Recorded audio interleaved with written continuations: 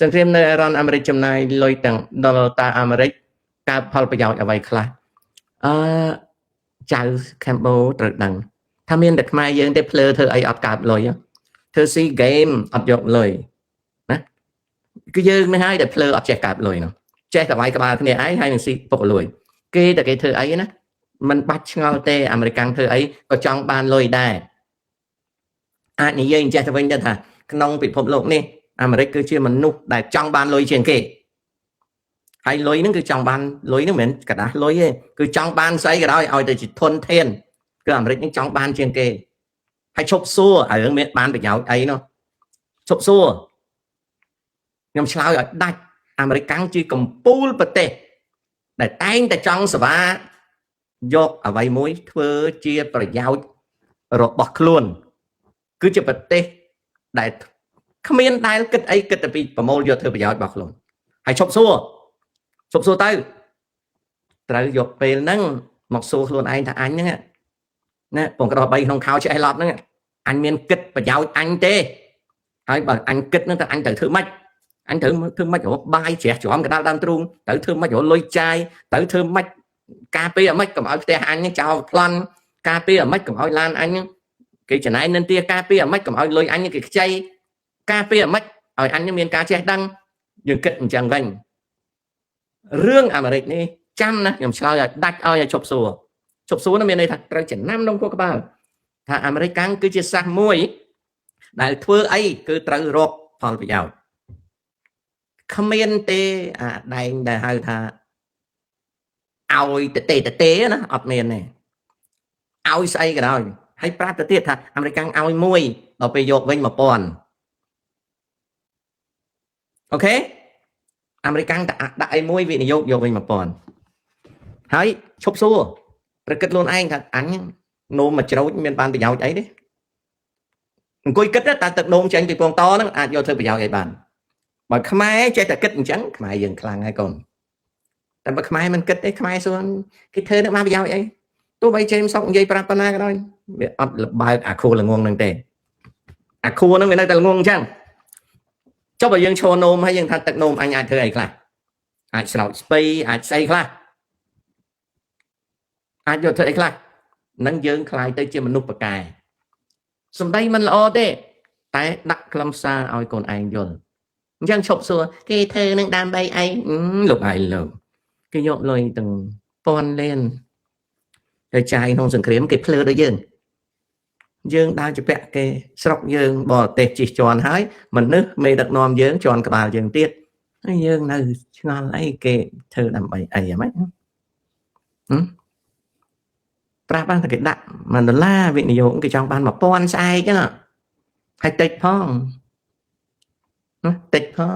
អូខេអានឹងអញ្ចឹងគីតាសោមសង្គ្រាមវាអត់ដែលចប់ 100% ទេអូខេវាកាន់តែចប់ទៅថ្ងៃក្រោយច្បាំងទៀត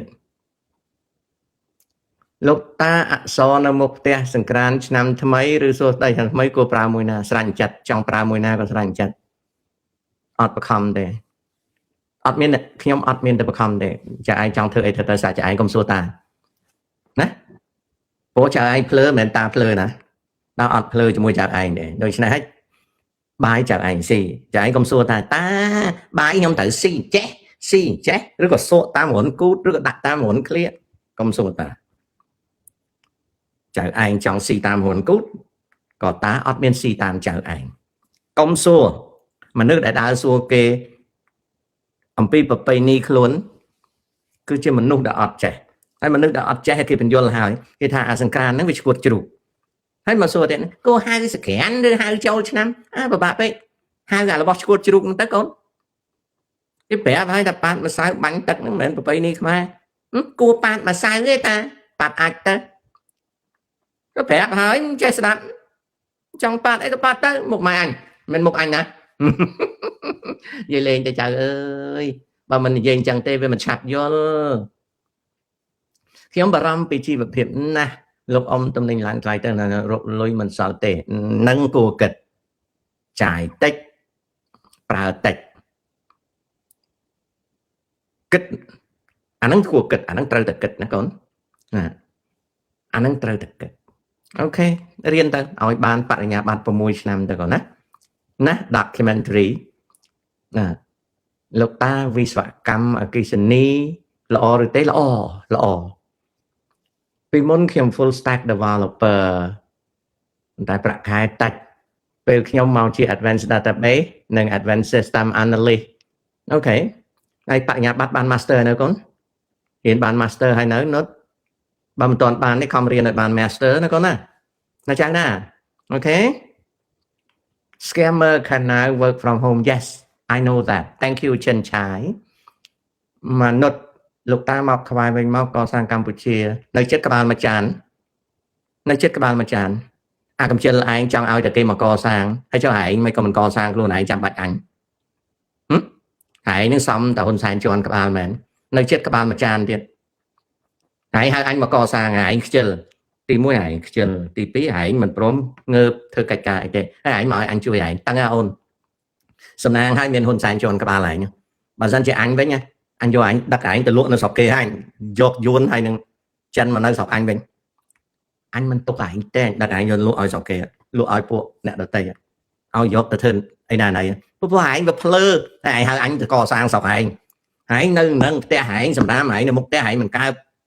ផ្លូវឯងក៏ហេងហងឯងមិនជួសជុលពេលទឹកឯងមិនហែកទឹកឲ្យពេញហើយហៅអញទៅកសាងស្រុកភ្លើរេអាចៅនេះនិយាយលេងទៅចៅអើយបើមិននិយាយចឹងទេឯងស្ដាប់អត់បានឯងមកហៅអញឯណាតែមកការសាងកម្ពុជាអញប្រាប់ឯងទៅអញមានលុយអញចាយតែអញទេអញគ្មានជួយអីឯងទេអាល្ងើឯងល្ងងចង់ងាប់នេះក៏សាងកម្ពុជាតាងោនអញទិញស្រីស្អាត100នាក់ទុកអោបវិញល្អជាង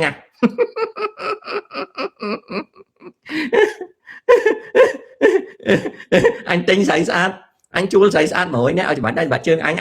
ទឹកមកកសាងកម្ពុជាងាប់អីឯងខ្ជិលចង់ងាប់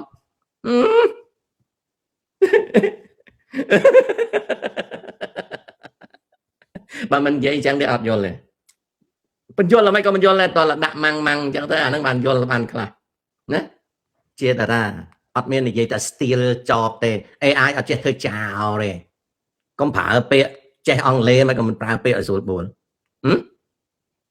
graphic design job បន្តិចទៀតទៅគេអត់ត្រូវការមនុស្សនឹងទៀតទេ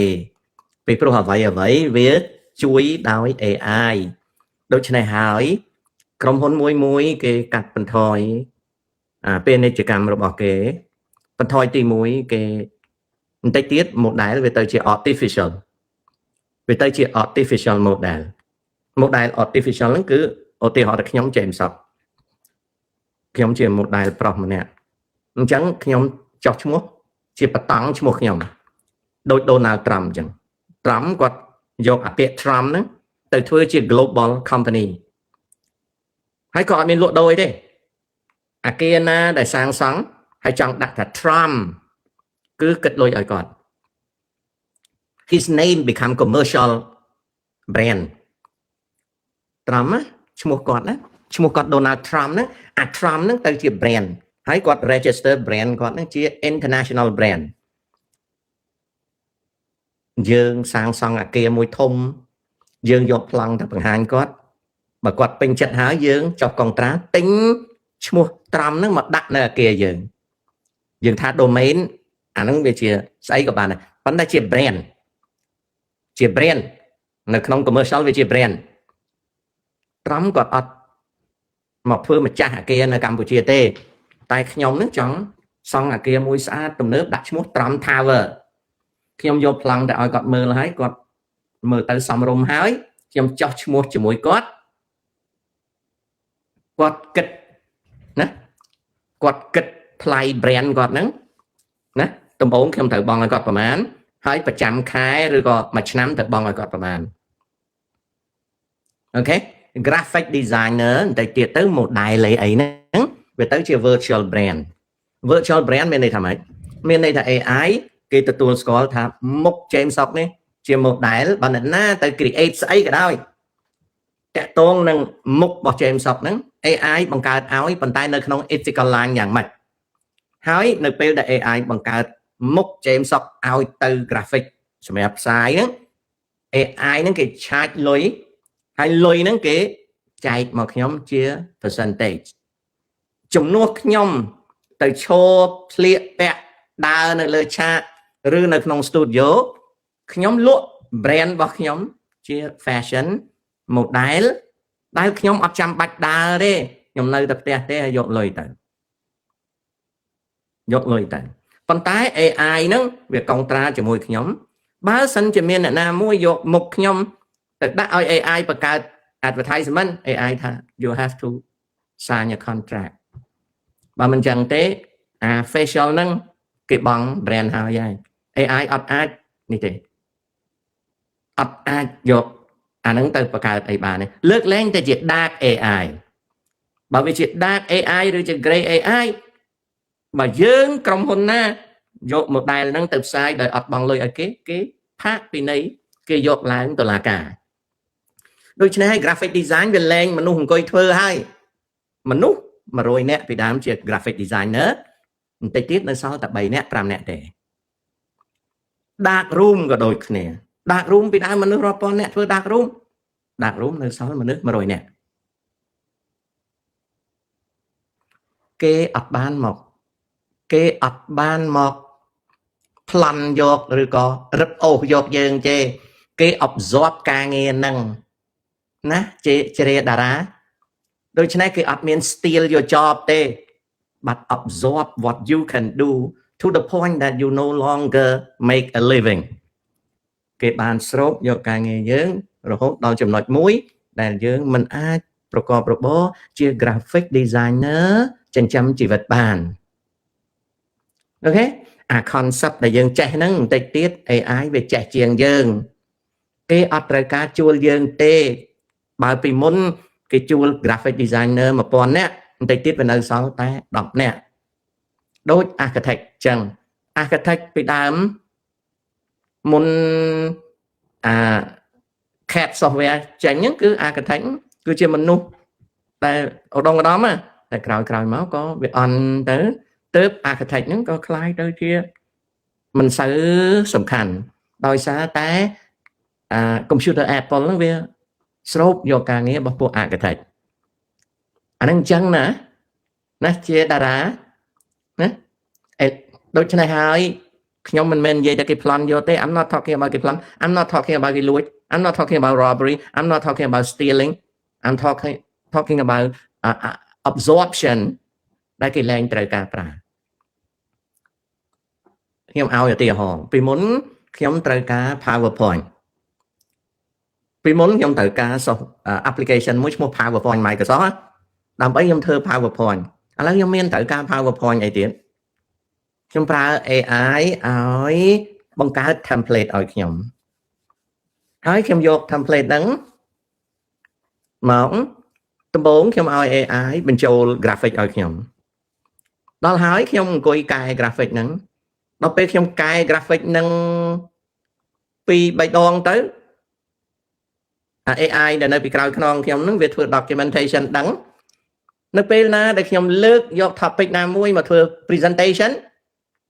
AI ហ្នឹងវាបញ្ចូល graphic ហើយនឹង style ហើយនឹង theme អីឲ្យខ្ញុំអស់ហើយអញ្ចឹងការងារដែលខ្ញុំចំណាយ3ម៉ោងដើម្បីធ្វើ PowerPoint presentation មួយវានៅសល់តែកន្លះម៉ោងអញ្ចឹងក្រុមហ៊ុនដែលត្រូវការធ្វើ presentation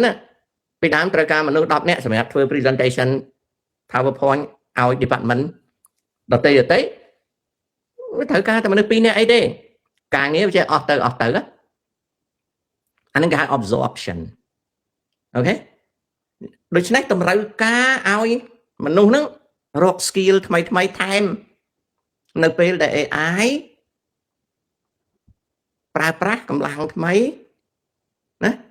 យកមក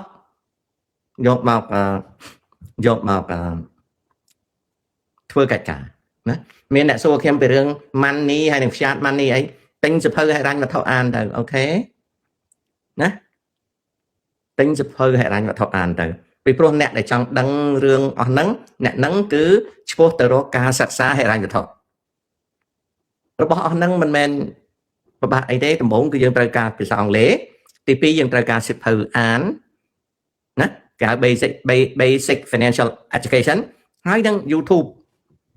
គេធ្វើ graphic ឲ្យស្រាច់ទៅចាក់មើលទៅងាយយល់ដែរ but you need English ត្រូវការ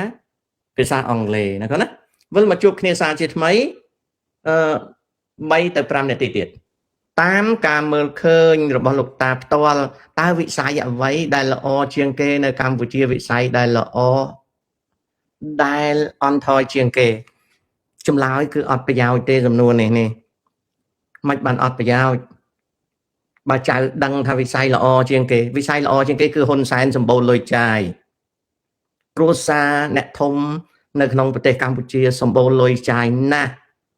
ហ្នឹងរឿងល្អតើចៅឯងបានម៉ាស៊ីនទេទៅចិត្តគេធាក់ក្បាលហើយចុះវិស័យដែលអន់ជាងគេវិស័យដែលអន់ជាងគេគឺក្បាលចៅឯងនឹងឯងល្ងងហើយល្ងើហើយក្រទៀតតើកែបានទេកែអត់បានទេព្រោះខ្ជិលអញ្ចឹងបើសិនជាតាប្រាប់ថាហ៊ុនសែនគាត់គឺជាមនុស្សមានលុយច្រើនជាងគេហើយបកពួកគាត់សិតតែមនុស្សមានលុយច្រើនជាងគេចៅឯងអាចចំណេញបានម៉ាស៊ីនទេអត់ហើយចុះបើប្រាប់ថាចៅឯងក្រជាងគេលហាមជាងគេល្ងងជាងគេតើចៅឯងភ្ញាក់ខ្លួនទេតែប្រហែលអត់ឈប់សួរទៅអារបស់អញ្ចឹងស្អីកម្ពុជាល្អជាងគេកម្ពុជាអន់ថយជាងគេមិនអាចទេបើអ្នកសួរនឹងជាខ្មែរហើយនៅតែល្ងងគឺយើងល្ងងហើយចៅអើយនៅថ្នល់មានឡានស្អាតប៉ុន្តែមិនមែនឡានរបស់ចៅឯងឯណាតែចង់ដឹងអីអារឿងអញ្ចឹងនោះណាចៅណាអូខេអាហ្នឹងអញ្ចឹងឥឡូវនេះឆ្លើយក៏បានដែរវិស័យដែលល្អជាងគេគឺបពុះមន្ត្រីនិងហ៊ុនសែនមានសម្បើមណាស់នេះគឺជាភាពល្អមួយរបស់ប្រទេសកម្ពុជាភាពដែលมันល្អអន់ថយជាងគេគឺចៅឯងល្ងងលហាមឲ្យងើបអត់រួចដោះស្រាយខ្លួនឯងទៅណាចៅណាឆ្លើយប៉ុណ្ណឹងណាGrandpa, do you think AI can cover data science role in future? ដំបូងកាលណាចៅសួរអញ្ចឹងចៅត្រូវដឹងអំពីអ្វីជា data science ចៅស្គាល់ស្អីជា data science ទេចៅស្គាល់ទេស្គាល់តែស្អីទៅជា data science ទេស្គាល់ទេចៅស្គាល់ទេស្គាល់តែស្អីជា data science ទេណាdata science មានស្នូលរបស់វាណាចៅ data science មានស្នូលរបស់វាប៉ុន្តែដំបូងត្រូវដឹងថា data science គឺជា multi-disciplinary field ស្អីទៅដែលហៅថា multi-disciplinary field គឺជាវិន័យសិក្សាពហុភាគយើងរៀន data science មិនមែនរៀនតែមួយ discipline ទេណាយើងរៀនជា multi-disciplinary វិន័យដែលយើងរៀនហ្នឹងវាតកតងនឹង discipline មួយចំនួនដែលប្រើវិធីវិទ្យាសាស្ត្រដើម្បីនឹង process វាគឺប្រើ scientific methods ដើម្បី process វារួមនឹងការប្រើប្រាស់ algorithm ជាគណិតសាស្ត្រជាន់ខ្ពស់បង្កើតបានទៅជាប្រព័ន្ធដែលជា system សម្រាប់ទាញចំណេះដឹងនិងខ្លឹមសារជ្រៅយកមកតម្រៀបឲ្យទៅជាលំដាប់សម្រាប់ប្រើហៅថាទិន្នន័យដូច្នេះ data science ប្រែថាវិទ្យាសាស្ត្រខាងការរៀបទិន្នន័យដែលនៅក្នុងហ្នឹងគេយក structured data និង unstructured data មក process វាតាម methods of science using the process of algorithm data science ជា multidisciplinary study ជា field មួយដែលតាក់ទងនឹងmathematics តាក់ទងនឹងការប្រមូលផ្ដុំតាក់ទងនឹងការរៀបចំជួរប្រព័ន្ធសន្តាប់ធ្នាប់និងភាពបង្វិលរបស់វាទៅរកខ្លឹមសារណាអញ្ចឹងតើចៅសួរថា data AI can cover data science ទេ AI ជា discipline មួយដែលគេយកទៅ process data នៅក្នុង data science ហើយមិនបានដឹងអញ្ចឹងពីព្រោះ multidisciplinary field នេះវា involve scientific methods processes algorithm and system វាអញ្ចឹងណាកូនណា ដូច្នេះសសរឬក៏មូលគ្រឹះនៃ data science មាន3យ៉ាងណាកូនណាមាន3យ៉ាងសសរវាណាមូលគ្រឹះវាឬក៏គ្រឹះវាហ្នឹងមូលដ្ឋានគ្រឹះវាហ្នឹងមាន3មួយគេយកមនុស្សដែលមានការចេះដឹងខាង mathematics ហើយនឹងខាង statistics យកមកប្រើ discipline មួយនៅក្នុង3ហ្នឹងមួយទៀតគេយកអីគេយក computer science and programming discipline មួយទៀតប្រើឧបករណ៍ដូចជា Python or SQL ជាដើមមួយទៀតគេប្រើអីគេប្រើវិស្វករខាងឯកទេសផ្នែកវិធានគេហៅថា domain expertise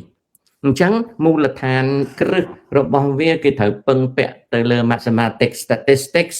computer science and programming domain expertise ទាំង3ហ្នឹងអញ្ចឹង data science មិនមែនជាវិធីតែមួយទេជា multi disciplinary field ដែលវា process អញ្ចឹងសំណួរសួរថាតើ AI វាជាចំណែកទេ identify through mathematics AI វាជាចំណែកមួយដែលនឹងជួយឲ្យ data science ហ្នឹង the more AI ជឿនលឿនអា data science ហ្នឹងវាក៏សាងទៅបានល្អលឿនណាតើ data science គេយកទៅធ្វើស្អីខ្លះអូច្រើនណាណាច្រើនណាស់มันអាចរាប់អស់ទេតែគេអាចប្រើ data science ទៅក្នុងឧទាហរណ៍យើងបង្កើតសេវាកម្មសម្រាប់មើលកុនដូច Netflix ដូចអីចឹងណាដូច Hulu អីចឹងណាឬក៏យើងធ្វើសេវាកម្មពហុយ៉ាងគឺមើលកុនក៏បានមកលេងហ្គេមក៏បានអីក៏បានអានោះក៏ data science វានៅពីក្រោយហ្នឹងណាបន្តទៅទៀតយើងមានក្រុមហ៊ុនដឹកជញ្ជូនពិភពលោកដូចជា DHL Ameri UPS Federal Express FedEx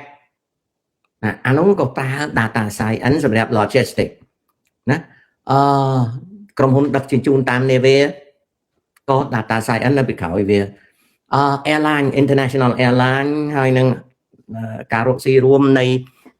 international airline ក៏មាន data science នៅពីក្រោយ airport management ហើយនឹង airport alliances ក៏មាន data science stock market ការស្វែងយល់អំពីការលក់ទិញហិរញ្ញវត្ថុទាំងអស់ការពារកុំឲ្យមានចោរលួចឬក៏ខ្វះចន្លោះអីការធ្វើសកម្មភាពខាងធនាគារអីហ្នឹងគឺនៅពីក្រោយហ្នឹងមាន data science ណាមាន data science នៅក្នុងហ្នឹងអានោះអញ្ចឹងណាហើយបើយើងចង់មើលអំពីការបែងចែកគ្នាពីអ្វី data science ធ្វើហើយអ្វី artificial intelligence AI គឺ interchangeable វាមិនមែនចែកដាច់គ្នាអញ្ចឹងទេវាអញ្ចឹងវាជាខ្សែវិញជាមួយគ្នាគេហៅថា interchangeability អញ្ចឹងdata science វាជាផ្នែកមួយចំណែកឯ artificial intelligence ផ្នែកមួយគេយកមកវិញចូលគ្នាវា often use interchangeably ហើយវាជួយគ្នានៅពេលដែលកម្លាំង AI និងកម្លាំង data science ហ្នឹងវា improve ដំណើរគ្នាអញ្ចឹងការរៀន data science គឺយើងដំបូងយើងដឹងថា discipline ហ្នឹងជាពហុគេហៅថា multi disciplinary ណាហើយលើសពីហ្នឹងទៀតខ្ញុំអត់ចេះបញ្យល់ទេអូខេឆ្លើយខ្លី AI can cover no AI is intertwined ប្រែជាភាសាខ្មែរ intertwine គឺវិញជាមួយគ្នាដូចយើងខ្សែមួយធ្លុងអញ្ចឹងណាកូនណាអូខេអានោះអញ្ចឹង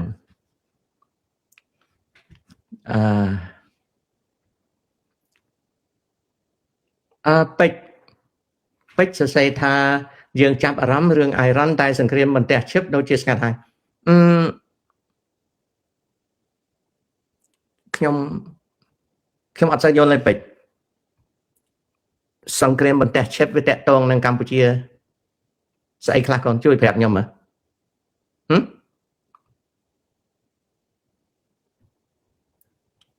បន្ទះឈិបវាមិនមែនជាសង្គ្រាមណាវាជាការប្រកួតប្រជែងដែរកូនណាទោះបីគេហៅវាសង្គ្រាមប៉ុន្តែវាមិនបាញ់គ្នាទេអាសង្គ្រាមអ៊ីរ៉ាននេះគេបាញ់នឹងកាភ្លើងហ្នឹងកូន so អា chip war ហ្នឹងគេហៅថាការដណ្ដើមគ្នាដើម្បីផលិត chip ល្អមកពីពាក្យថាជាប្រកួតប្រជែងគេអត់បាញ់គ្នានឹងក្របកាភ្លើងទេអញ្ចឹងបើវាប្រកួតគ្នាវាអត់ស្ទះអ្នកដទៃទេតែការបាញ់គ្នានៅអ៊ីរ៉ានវាស្ទះចរាចរណ៍ស្ទះអ្នកដំណើរស្ទះទំនិញស្ទះអាកាសចរណ៍ស៊ីវិលអីណាហើយបន្ទះ chip នឹងវាប៉ះពាល់អីកូនឯងជួយប្រាប់មើលណាវាប៉ះពាល់អីកូនឯងអ្នកតម្លើងហ្គេមអីចឹងហ៎អាហ្នឹងតម្លៃហាងឆេងធម្មតាណាអូខេលោកតាតើអាមេរិកបានប្រើប្រាស់យន្តហោះ B2 ក្នុងសង្គ្រាមអ៊ីរ៉ានហើយឬនៅប្រើហើយ B1 B2 B52 ហើយដើម្បីរដ្ឋាភិបាលបណ្ដោយឲ្យពួកធ្វើវីដេអូនិយាយវាយប្រហារអាមេរិក Facebook ចិនពេងនេះមិនមែនជាកិច្ចការតាតលសួររាជការបានដឹងតាមិនដឹងអូខេនៅចិនពេងតាអត់ដឹងទេតាដឹងទេមកសួរតាមិនដឹងកូនណាអមនៅកម្ពុជាអគ្គិសនីថ្លៃពេកធ្វើឲ្យរោងចក្រសហគ្រាសធំភាគច្រើនមិនចង់លូកដៃវិនិយោគប្រហែលជាមកពីអញ្ចឹងដែរលោកពូតើកងទ័ពអ៊ីរ៉ាននៅមានសមត្ថភាពបិទច្រកសមុទ្រOrmuzនៅឡើយមែនទេពូមកទល់ថ្ងៃនេះដូចជាអស់មានសមត្ថភាពតែអាចផ្លោងដាក់នាវាអាចបាញ់ drone បាញ់កំជ្រួចដាក់នាវាហ្នឹងនៅតែខាងសមត្ថភាពកងទ័ពជើងទឹកគឺអាមេរិកកាំងបំផ្លាញចោលអស់ហើយអៀងណាឆ្លើយអញ្ចឹងណាសារ៉ាត់ហានតើបានផលប្រយោជន៍អ្វីបានមន្ត្រីខ្មែរចាមមួយចំនួនគ្រប់គ្រងអ៊ីរ៉ានហើយមើលងាយអ៊ីស្រាអែលនិងអាមេរិកខ្ញុំយល់ថាសារ៉ាត់ឯងអត់បាច់ឈឺក្បាលទេជាមតិរបស់មនុស្សកុំឈឺក្បាលសូម្បីតែខ្ញុំជាពលរដ្ឋអាមេរិកកាំងបើបងប្អូនចាមនឹងគាត់កាន់ជើងអ៊ីរ៉ានក៏ខ្ញុំអត់មានតោះខុសអីដែរខ្ញុំអត់មានបញ្ហាទេណាអញ្ចឹងសារ៉ាត់ឯងកុំខ្វល់លោកពូតារាជការច្បាប់អត់ពិតទេឥឡូវដោះស្រាយមិនទាន់ចេញទេអារឿង scammer នៅដដែលកូនជួយបញ្យល់ពីពេត្រូដុល្លារផងព្រោះមិនធ្លាប់បានដឹងពេត្រូដុល្លារគឺពាក្យបញ្យល់ងាយទេការទិញដូរដុល្លារនៅក្នុងទីផ្សារគេវាយតម្លៃជាការទិញដូរប្រេងឆៅនៅក្នុងទីផ្សារគេវាយតម្លៃជាប្រាក់ដុល្លារអាហ្នឹងហើយគេហៅពេត្រូដុល្លារចប់ឆ្លើយទៅប៉ុណ្ណឹងអ្នកប្រាជ្ញអ្នកវិទ្យាសាស្ត្រអ៊ីរ៉ានត្រូវអ៊ីស្រាអែលសម្លាប់បន្តពេលតើថ្ងៃអនាគតអ៊ីរ៉ានអាចបាត់បង់ធនធានអ្នកចេះដឹងទេអ៊ីរ៉ានមានប្រជាជន90លាននាក់ហើយមានអ្នកចេះច្រើនមិនបាត់បង់អីច្រើនគេនៅតែខំរៀនគេមិនមែនភ្លើដូចយើងទេកូនយើងនេះអត់រៀនយើងគិតតែវិជោហើយនឹងសញ្ញាបត្រกระดาษប្រគុណច្នៃគេរៀនមិនបាត់ទេវាមិនចេះបាត់បង់ទេព្រោះមនុស្សអាចទៅរៀនបានណាកូនមនុស្សអាចទៅរៀនបានវាអត់មានបាត់បង់អីទេយើងភ័យខ្លាចហ៊ុនសែនទៅបាត់ទៅយើងបាត់បង់ព្រោះយើងគិតតែពីល្ងើអញ្ចឹងឯងគិតពីរឿងបាត់បង់មនុស្សអត់ចេះបាត់បង់ទេកូនតែមនុស្សត្រូវខិតខំបញ្ជូនកូនឲ្យទៅរៀនអញ្ចឹងណា